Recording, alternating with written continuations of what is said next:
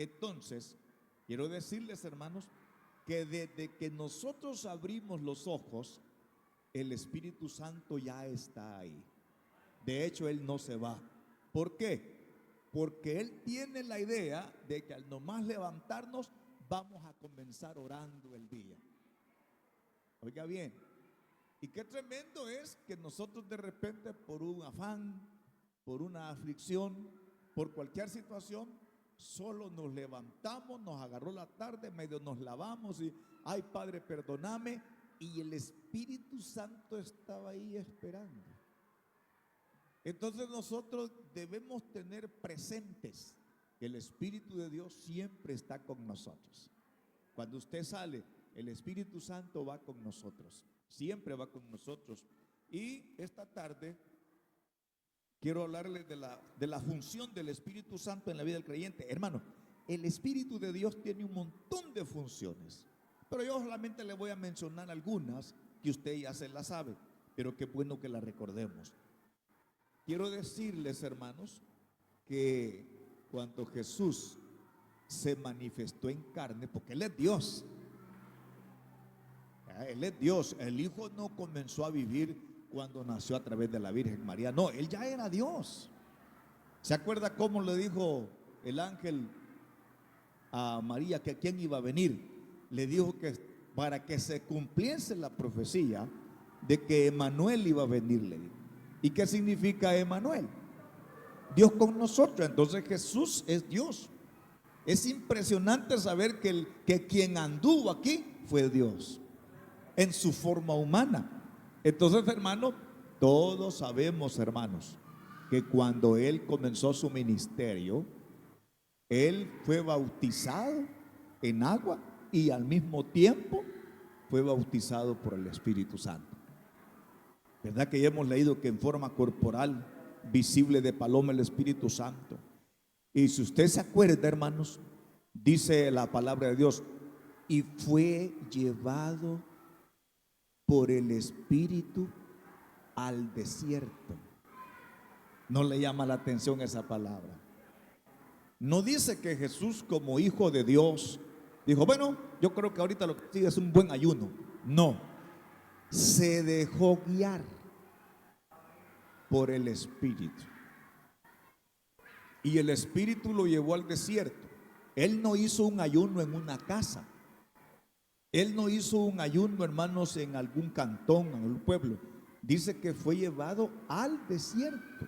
O sea, Él estuvo solito. Pero el que estaba ahí con Él era el Espíritu Santo. No dice la Biblia si Él volvió a hacer otro ayuno de 40 días. No lo dice. Ni lo descartamos. Porque en los 3 años y medio que Él estuvo ministrando, hermanos, sucedieron cosas que nosotros no las sabemos. Dice Juan, al final, el Evangelio de Juan, en su capítulo 21, dice que si se escribieran todas las cosas que Jesús hizo, no cabrían los libros en el mundo. Solo imagínense cómo era un día con Jesús. Solo imagínense cómo era un día que el Señor nos hubiera permitido a nosotros estar un día con Jesús desde las 5 de la mañana hasta las 10 de la noche. Hermanos, sucedían cosas extraordinarias. Todos los escritores agarraron que 3 muertes, 3 resurrecciones y las pusieron ahí, pero que Cristo no resucitó solo a 3 personas. Al hijo de la viuda de Naín, ¿a quién más? A la hija de Jairo, a Lázaro. No, él no solo resucitó a esas 3 personas, Él hizo muchas más resurrecciones. Cuando Él murió, muchos sepulcros fueron abiertos y los que estaban, dice que resucitaron y fueron a la ciudad. A veces esos detalles se le van a uno, ¿va? Pero la mañana o el mediodía que Él, a las 3 de la tarde, que Él dijo consumado es y entregó su espíritu, hubo un terremoto y muchos sepulcros fueron abiertos. Entonces, otra cosa que les voy a recordar es que dice Lucas que cuando terminaron los 40 días de ayuno, dice, y regresó en el poder del Espíritu Santo. ¿Por qué el escritor es enfático en eso? A mí me llama la atención que siendo Rey de Reyes y Señor de Señores, para su misión en la tierra, se dejó guiar. Se dejó guiar por el Espíritu de Dios. Entonces, hermano, ¿por qué? Nos estaba dando el ejemplo cómo tiene que ser la vida cristiana. Tiene que ser guiada por el Espíritu Santo. En Lucas 4:18, cuando él está en su tierra natal, donde él vivió, dice que le dieron que leyera una lectura bíblica. Y él leyó Isaías 61, que dice, el Espíritu del Señor está sobre mí, por cuanto me ha ungido. Oiga las palabras del Señor. Esas cosas que le he dicho, hermano, marcan que el Señor Jesucristo se dejó guiar por el Espíritu de Dios. Entonces, por eso nosotros, hermanos, los creyentes, que nos ha acontecido vivir el final de la época de la gracia, no debemos hacer a un lado la presencia del Espíritu de Dios en nosotros. Sí. Y hoy, hermanos, que estamos a pocos minutos del regreso de Cristo, quien nos va a sostener es el Espíritu Santo. Quien nos va a quitar la resequedad espiritual es el Espíritu Santo.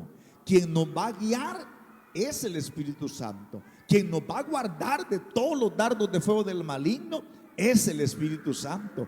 Quien va a poner palabras en su boca para que usted le hable a un amigo o ore por una persona que necesita oración es el Espíritu de Dios. O sea, todo se hace en el Espíritu. Lo estoy diciendo así, mi hermano, porque hoy hay crisis. Bueno, la hermana estaba contando un testimonio del mover del Espíritu de Dios. Pero hay crisis, hermano. No, lo normal sería que en estos cultos 2, 3, 4 de nosotros recibiéramos el bautismo. Que cuando saliéramos de aquí, que saliéramos, hermanos, con una nueva y fresca unción del Espíritu. Así debería ser. ¿Por qué? Así pasaba en la iglesia primitiva.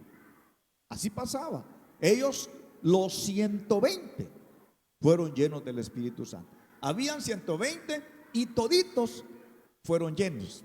Entonces, hermano, oremos para que lleguemos a ese nivel. Quiero decirle que el Señor nos ha dado promesa, que la gloria de Él va a volver. Pero tenemos que estar unidos, como dijo el hermano. Tenemos que estar unidos y en un mismo sentir. Quiero mencionarles algunos de los ministerios que el Señor hace. Una preguntita para los que leen y las que leen la Biblia. ¿En qué versículo se menciona por primera vez al Espíritu Santo trabajando?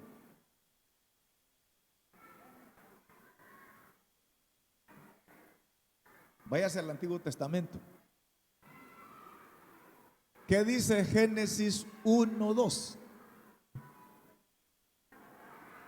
Y la tierra estaba desordenada y vacía. ¿Qué más dice?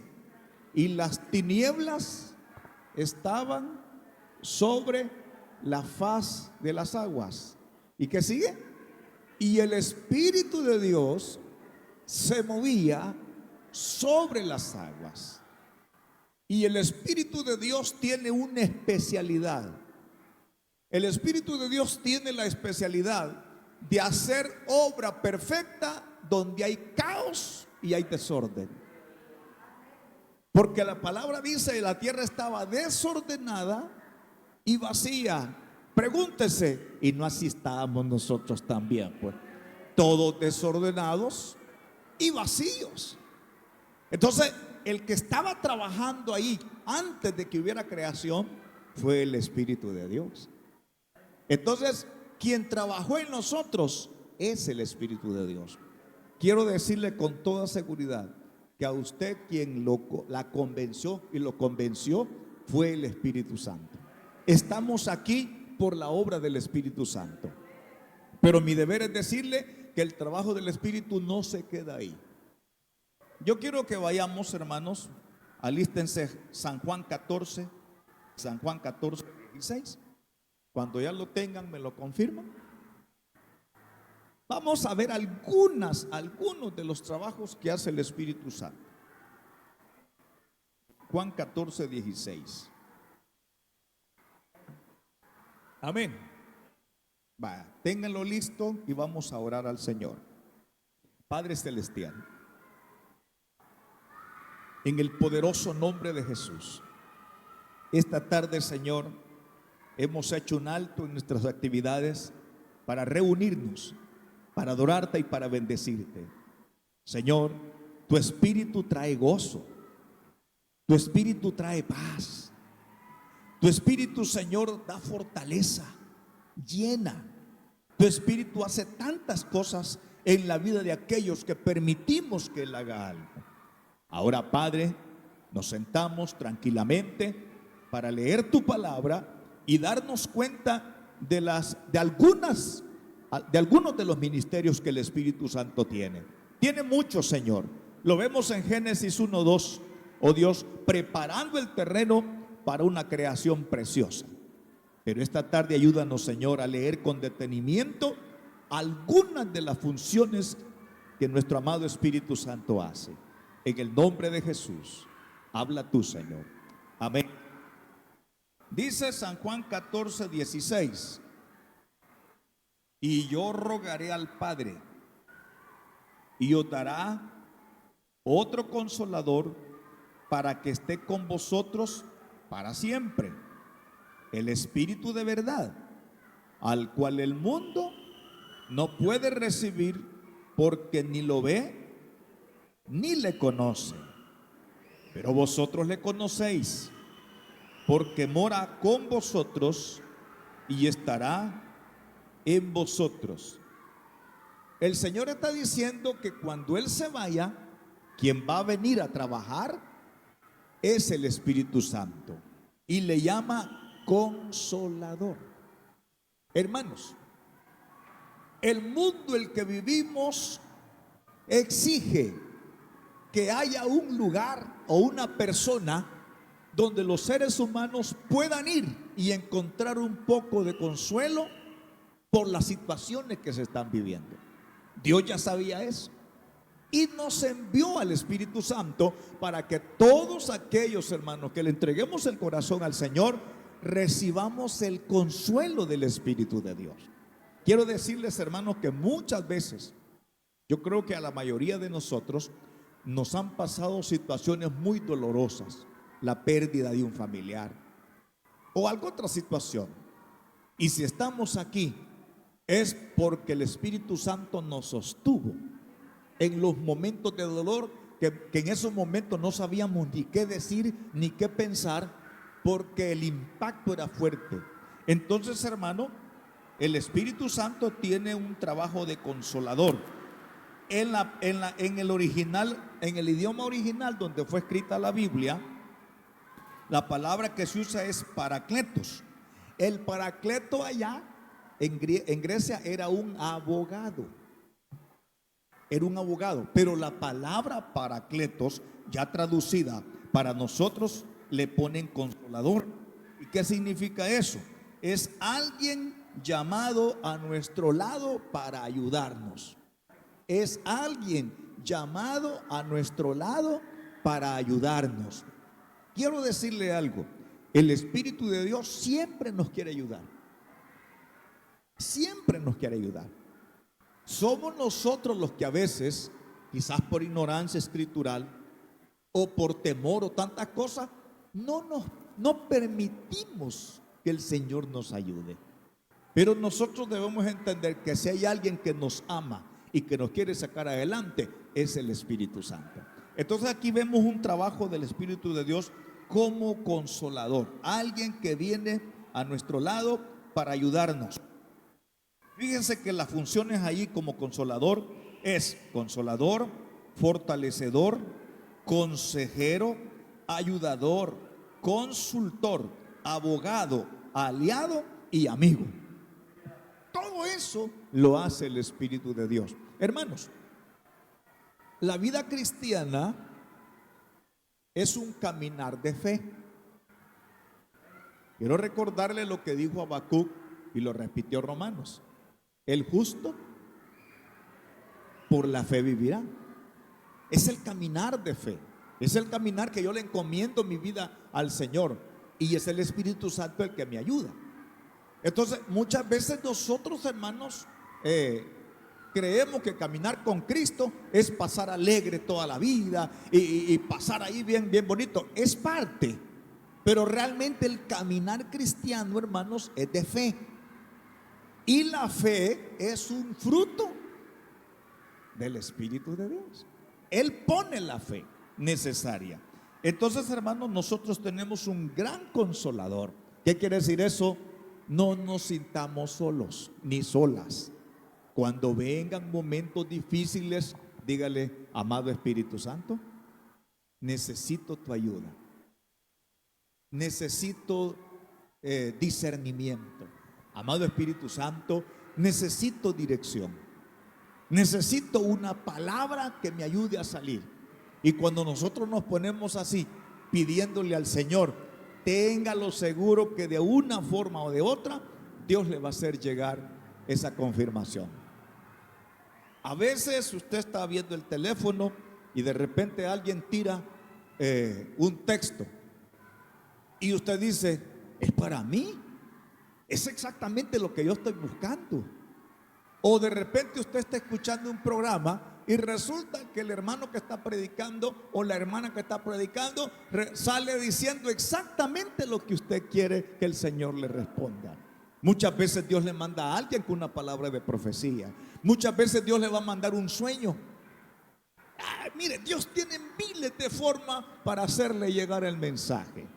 Y la voluntad y el anhelo de Dios es que usted conozca más, porque cuando uno conoce más al Señor, la fe crece. Uno aprende a depender totalmente de Él. Pero cuando no se tiene un conocimiento sincero de Dios, uno anda ahí que no haya de dónde agarrarse. Siendo cristiano, siendo cristiana, uno no haya de dónde agarrarse. ¿Por qué? Porque no tiene esa intimidad con el Espíritu Santo.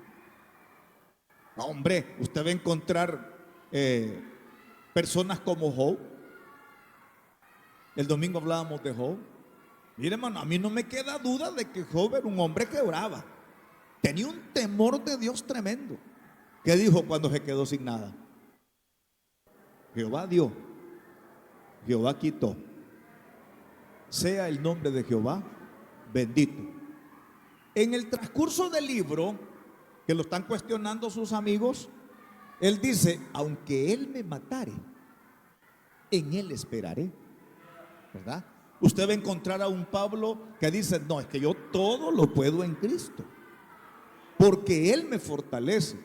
¿Qué pasaba? Hermano, estos no eran superhombres, eran hombres comunes y corrientes que dedicaban un tiempo de oración al Padre Celestial. Aquí no hay misterio. ¿Quiere usted sentir la gracia de Dios? Quiere ver cómo las puertas de bendición se abren, quiere ver cómo puertas malas se cierran. Sea una persona de oración y el Consolador va a llegar y va a tratar con usted. Otro de los oficios del Espíritu es que Él es maestro. Vámonos adelantito a Juan 16. Juan 16. Un poquito adelante. Cuando lo tengan, ¿me lo confirman? Amén. Vámonos al versículo 7. Pero yo os digo la verdad: os conviene que yo me vaya, porque si no me fuera, el Consolador no vendría a vosotros. Mas si me fuere, os lo enviaré. Y cuando Él venga, convencerá al mundo de pecado, de justicia y de juicio. De pecado por cuanto no creen en mí, de justicia por cuanto voy al Padre y no me veréis más, y de juicio por cuanto el príncipe de este mundo ha sido ya juzgado. Aún tengo muchas cosas que deciros, pero ahora no las podéis sobrellevar. Versículo 13. Pero cuando venga el Espíritu de verdad, Él los guiará a toda la verdad, porque no hablará por su propia cuenta, sino que hablará todo lo que oyere y os hará saber las cosas que habrán de venir. Él me glorificará porque tomará de lo mío y os lo hará saber. Entonces, hermano, el que nos enseña es el Espíritu de Dios. Él tiene la función de maestro. Entonces, cuando usted lee la Biblia, mi hermano, mi hermana y mi hermano, cuando usted lee la Biblia en la mañana, ¿verdad? O en la tarde o al mediodía, a la hora que lea, siempre diga el Espíritu Santo: yo no puedo entender esto. Apenas se me va a quedar lo que yo lea, pero realmente el verdadero mensaje que el Espíritu de Dios dejó plasmado, humanamente yo no lo puedo entender. Así que, Señor, ilumíname. Pido al Espíritu de Dios que me ilumine, y Dios le va a regalar cosas preciosas, hermano. Va a entender la palabra y va a ser edificada y edificada. Sí. Muchas veces el Señor hace cosas grandes, fíjese. Yo me acuerdo que una vez me tocaba predicar en el concilio. Mire, yo tenía tiempos de estarle preguntando al Señor: Señor, le digo yo, ¿y cuál fue el problema que cometió Abiú y el otro hermano, Nadab y Abiú, los dos hijos de Aarón, que ofrecieron fuego extraño? ¿Y qué es, Señor? Y yo había visto bastantes comentarios bíblicos que dicen que posiblemente llegaron bolos, porque más tarde, después de que Dios los mata, los manda a llamar a los que quedaron vivos y les dice: no vayan a tomar sidra cuando vengan a ofrecer. Y yo va a leer: Señor, ¿y qué será? Pues un día estaba leyendo, fíjese, creo que Levítico 6 o 7, y empiezo a leer que dice que las brasas que tenían que usarse para quemar el incienso eran las brasas que quedaban de los sacrificios que se hacían en el altar, porque afuera había un altar donde se quemaban las víctimas. El fuego no se apagaba. Y entonces, hermano, y ahí dice claramente que las brasas que se iban a llevar adentro para ponerlas en el altar del incienso y echar el incienso para que aquello se llenara de un aroma agradable, que por cierto, hermano, el incienso simboliza las oraciones de los creyentes. El incienso simboliza las oraciones de los creyentes. Y dice la ley que tenían que usarse brasas del altar, brasas encendidas del altar donde se había hecho el sacrificio. De eso se tenían que agarrar y llevarlas al altar del incienso. Y me quedo pensando yo, y al ratito viene la idea: no pueden haber oraciones si primero yo no me agarro del sacrificio de Jesús. No puede ser escuchada mi oración si yo no he pasado por el sacrificio. Los sacrificios, hermanos, simbolizaban a Cristo. Entonces el tipo que había ahí, la tipología que había ahí, es que para que mi oración, simbolizada por el incienso, tenía que ser quemada, y el incienso tenía que ser deshecho con brasas del altar. O sea, lo que significaba esos sacrificios que Cristo había hecho, el sacrificio que hizo. Entonces, la sangre preciosa de Cristo me prepara para que yo pueda elevarle oraciones al Señor y que sean escuchadas. Así, bien sencillo. Mire, me pegó una estremecida terrible. Es bien extraño porque yo me quedé así y al rato mi cuerpo fue estremecido, fíjese, pero estremecido tremendamente, que yo estaba dando el mensaje, pero estaba haciéndolo con voz entrecortada, porque había una presencia de Dios terrible solo por la revelación del Espíritu de Dios. Imagínense. Entonces, hermanos, el Espíritu nos enseña. Cada vez que usted vaya a leer la palabra, dígale al Espíritu de Dios que le enseñe, porque Jesús dijo en el 13, cuando venga el Espíritu de verdad, Él os guiará a toda la verdad, porque no hablará de su propia cuenta, sino que hablará todo lo que oyere y os hará saber las cosas que habrán de venir. Es el Espíritu el que nos ayuda a entender. Imagínense cuántas cosas hace el Espíritu de Dios. Pero también, hermanos, el Espíritu Santo es el que nos da los frutos. Vámonos a Gálatas 5, así rapidito.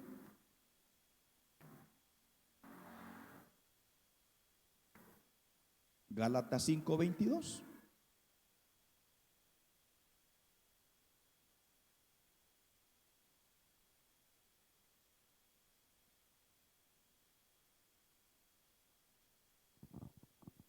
Lo tenemos. Gálatas 5:22.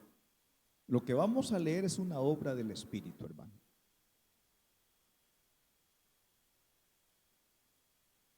Cuando lo tengan, ¿me lo confirman? Bien, dice la palabra del Señor. Mas el fruto del Espíritu es amor, gozo, paz, paciencia, benignidad, bondad, fe, mansedumbre, templanza. Contra tales cosas no hay ley. Hermanos, el fruto del Espíritu es el carácter de Cristo. Digamos lo más entendible, es la forma de ser de Cristo. Cristo era un maestro, digamos, en su parte humana. Él era el Hijo del Hombre, era una persona amorosa. Pues cuando el Espíritu de Dios viene a nosotros, nos convierte en personas amorosas.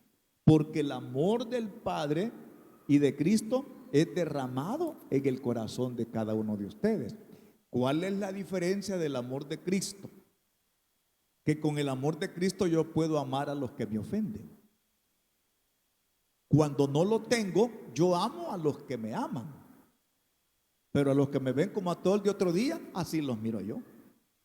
No les hablo, no les dirijo la palabra. Si me saludan, bueno, y si no, ese es el amor mío.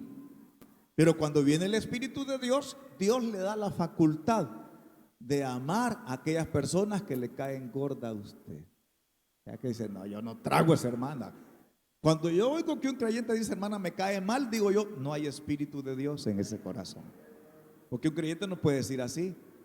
¿Qué hubiera hecho usted si le hubieran dicho, hermana, por favor, hágame la lista de los 12 apóstoles que van a andar con Jesús? Hubiera metido a todos los que Jesús cargaba, a Judas, a Pedro. ¿Qué lista le hubiera preparado usted a Jesús? Si le hubieran dicho, mire, quiero que usted me haga unos 12 que anden conmigo, ¿a quiénes le hubiera buscado usted? Yo creo que nadie le hubiera buscado a Judas. ¿Ah? O a Pedro, que era tan impulsivo. Jesús anduvo 3 años y medio con ellos. Ellos andaban en la carne. De vez en cuando el Señor les daba su poquito de poder para que fueran a reprender demonios, para que fueran para darles ahí como un dulcito. Mire, esto van a hacer ustedes cuando ya tengan el Espíritu de Dios. Pero el Señor andaba. Le pregunto, ¿amó Jesús a Pedro? Sí. ¿Amó Jesús a Juan y a Judas? Fíjese que la noche de la Santa Cena, ahí estaba Judas comiendo con ellos. Bueno, hermano, y lo más tremendo, para que vea que Jesús, el modo de ser de Jesús era amoroso. ¿Quién era el tesorero? Era Judas, hermano. Y dice Juan que Judas sacaba de la bolsa para la Coca-Cola. Él agarraba de la bolsa, dice que era ladrón. O sea, ellos sabían que Judas era ladrón. Fíjese, y ahí andaban. ¿Pero por qué? Porque Jesús es una persona amorosa. Hoy es Dios, ¿verdad?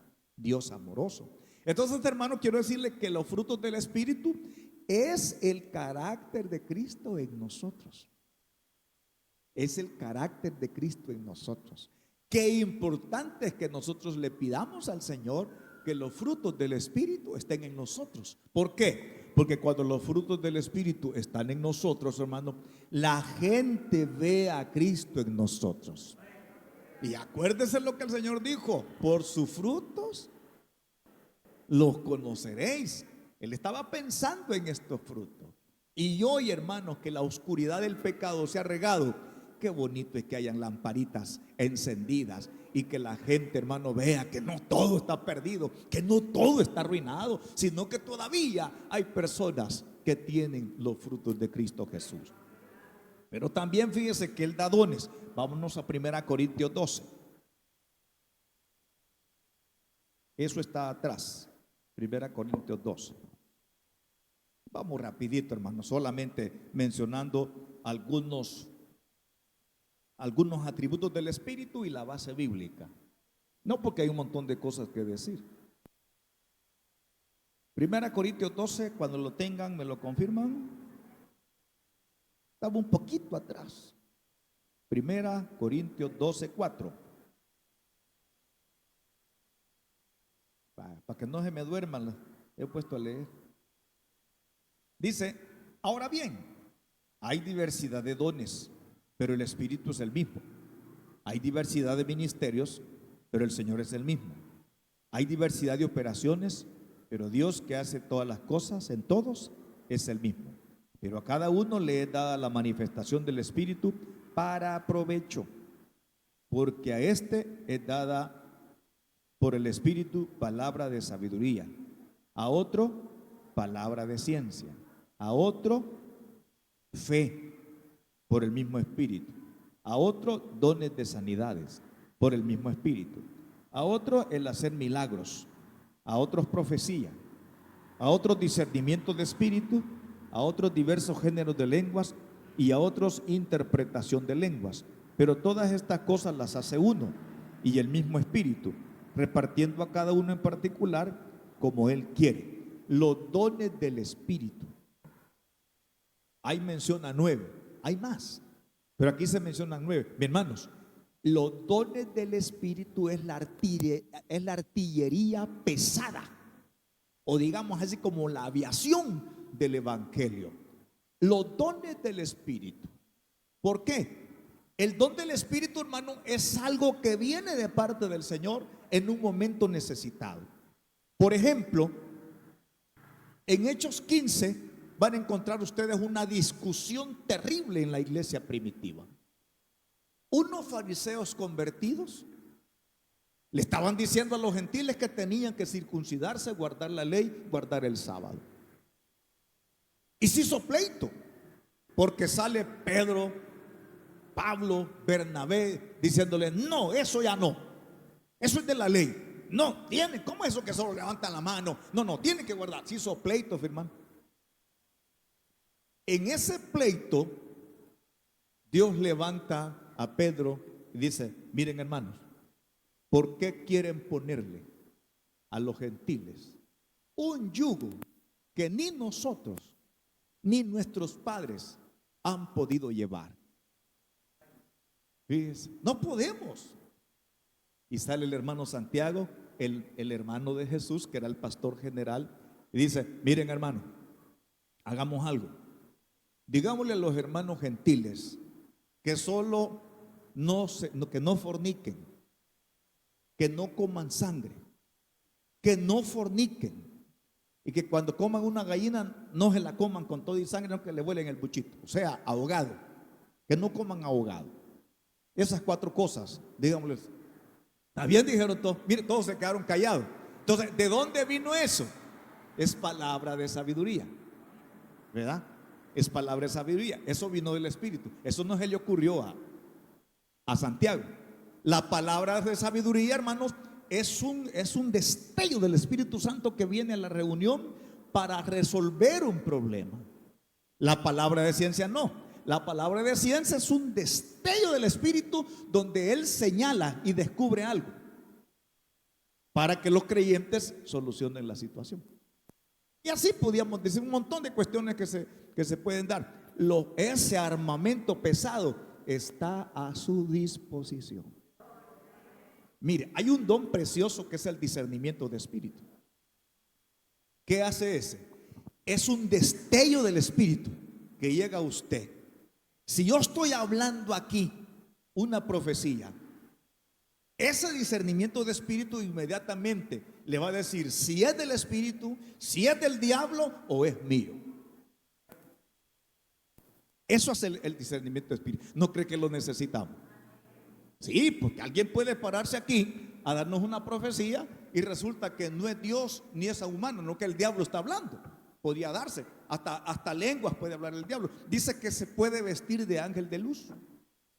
Es engañoso. Entonces, el discernimiento de espíritu puede llegar a alguien y dice: momento, usted no está hablando en nombre del Espíritu Santo. Usted es un instrumento del, o sea, el espíritu, el discernimiento de espíritu protege a la congregación del engaño.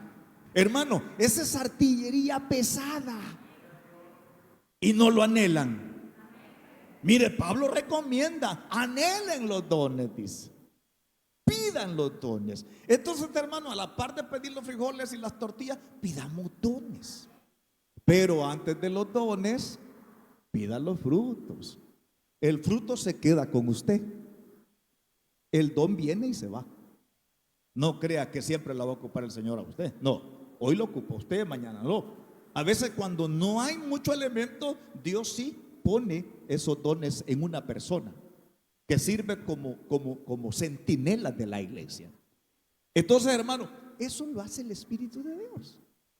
Imagínense todo lo que nos estamos perdiendo porque nosotros en la lista de peticiones no aparece la llenura del Espíritu. Aparece la enfermedad de fulano, aparece el cipote que se fue para los Estados Unidos, aparecen todas las cosas que son legítimas, hermano. Yo no le digo que no. El error está en solo pedir eso y no darle el primer lugar al reino de Dios. Bien, el Espíritu Santo, hermano, también hace la obra de convencimiento. Lo leímos en Juan 16. Él convence de pecado, de justicia y de juicio. Él convence de pecado, de justicia y de juicio. Cuando estamos haciendo un llamado, yo siempre les digo: hermanos, oren. Iglesia, ore. ¿Por qué? Porque yo me baso en eso. ¿Verdad? Nosotros, cuando el predicador está haciendo el llamado, tenemos que agacharnos. Espíritu Santo, dice tu palabra que tú convences de pecado, de justicia y de juicio. Por favor, Espíritu Santo, ten misericordia de esos que no te tienen. Sálvalos. Esa es intercesión. Y de repente las almas comienzan a... ¿Por qué? Porque 2 que 3 de nosotros lo tomamos en serio y comenzamos a decirle al Señor, ¿verdad? Porque los demás, si usted ve aquí, los 2 que 3 están clamando, ¿va? Los demás. Y cuando alguien se levanta, este montón de aplausos me dice a mí que no estaban orando. ¿Verdad que sí? Entonces, hemos caído en eso, hermano. ¿Verdad? Lo bueno fuera que las almas pasan y nadie se da cuenta. ¿Por qué? Porque todos están conectados en el altar suplicando por esas almas. Pero somos algo desordenados nosotros.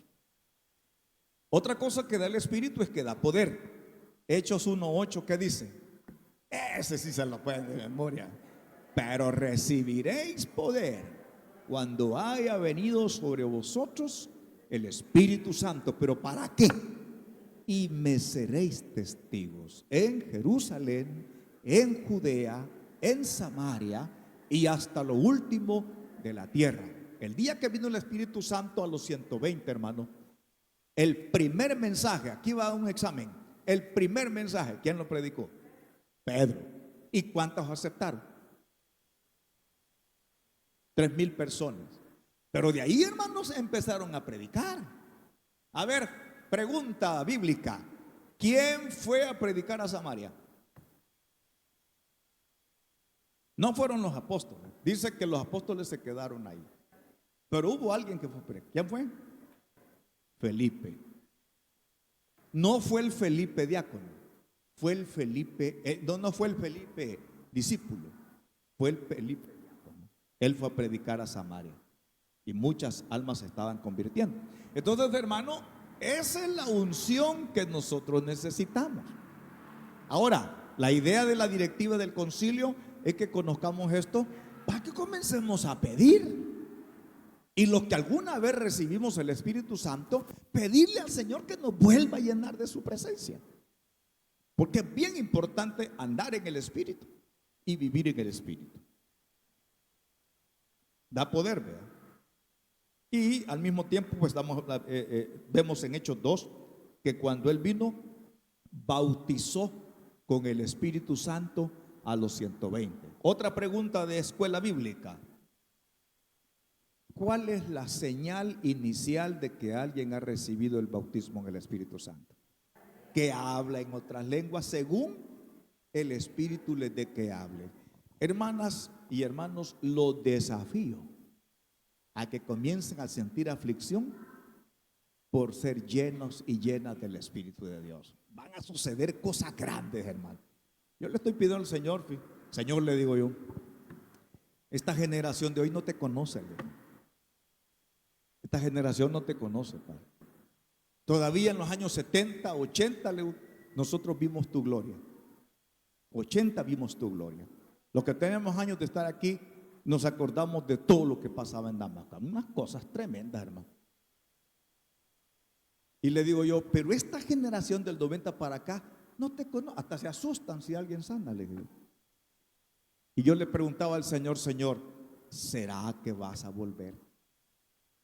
O toda esta congregación y las iglesias de hoy ya no van a conocer, Señor, quién eres tú. Alguna vez, Señor, vas a hacer algo. Y un sábado que estaba por allá, me habló un hermano de Guatemala. Hermano, me dijo, ¿qué tal? Bien, ¿cómo estamos? Bien, me dijo. Solo quiero decirle algo que dijo el Señor. Mira, decirle esto a Misael. Ajá. Voy a volver, dice. Gloria a Dios, le digo. Mire, me dijo, yo le rasqué al Señor que era. No me quiso decir nada, me dijo. Solo me dijo, Él sabe, me dijo. Así que yo solamente le trasladé, me dice que va a volver, me dijo. Así que hermano, Cristo va a volver. O sea, la gloria de Dios va a volver a Damasco.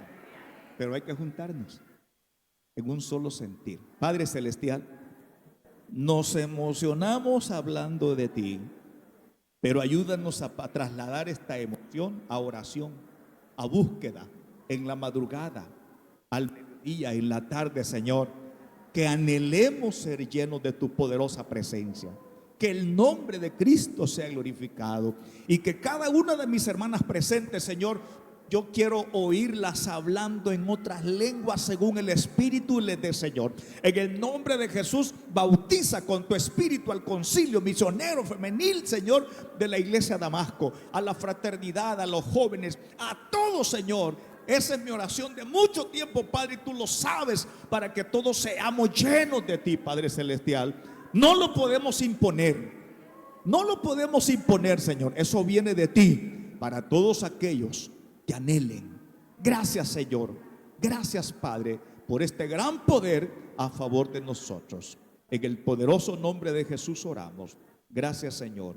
Amén y amén. Gloria al Señor. Dios me la bendiga. Si este mensaje habló a su corazón, quiero dirigirlo en una oración para que usted reciba a Jesucristo como su Señor y Salvador.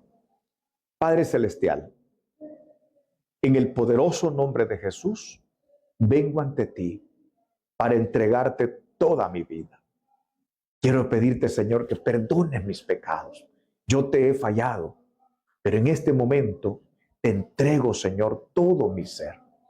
Confieso que Jesús es el Señor. Y creo firmemente en mi corazón que Dios resucitó a Cristo de los muertos. Padre, perdóname.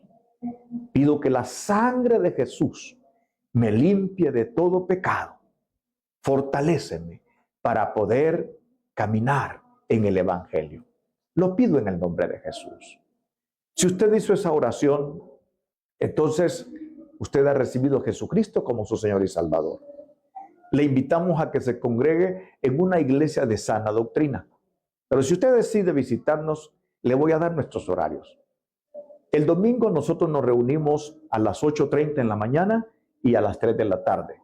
El martes a las 6:30, el jueves a las 3 de la tarde y a las 7 de la noche. El sábado a las 6:30. Le decimos desde ya, bienvenidos. Que Dios le bendiga.